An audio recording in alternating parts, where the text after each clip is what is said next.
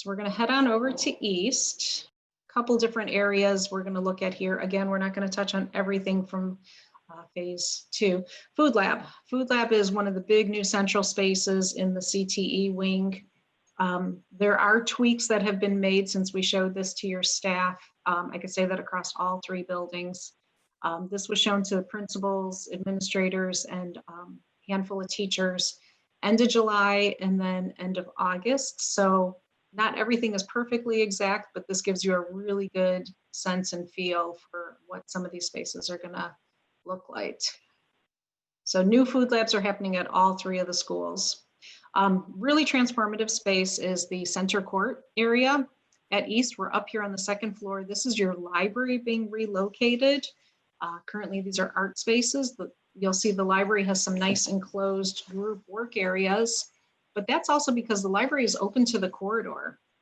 So really increasing the access between students and materials and resources. Brand new skylight that is positioned over the connecting stairs that'll take you down to the 1st floor. And the whole idea here is all different student services gathered around with the library. So certainly student services, guidance counselors, deans, all down below. But we also have the bookstore, as well as college and career. And then there's a whole suite of conference spaces that all of the different groups can use as well. So since we know that this area is a great destination for students, it's peppered with lots of display cases, places to sit as you're waiting to get some help, or maybe it's just students working together. That big gathering stair that I mentioned for about 50 or so people will have a nice big projection point. So for clubs, as well as other groups that need to have a little bit more of an impromptu or casual presentation that's not appropriate for the big auditorium, this is the perfect place for that. So I was mentioning transparency into those type of support spaces. That's college and career off to the right.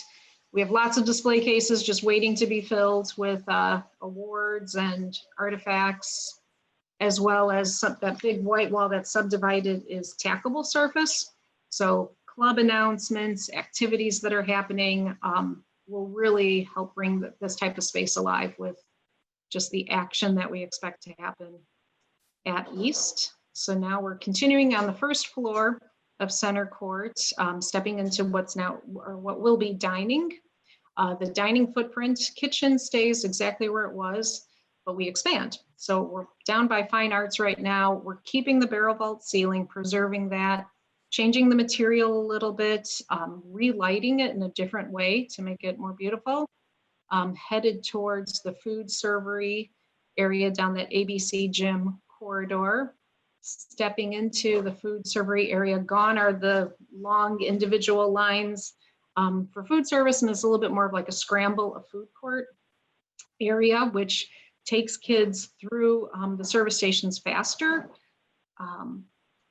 And that's a center little island that we have, salad bar. So now they'll have the chance to be serving also some different types of foods based upon the upgrades to equipment.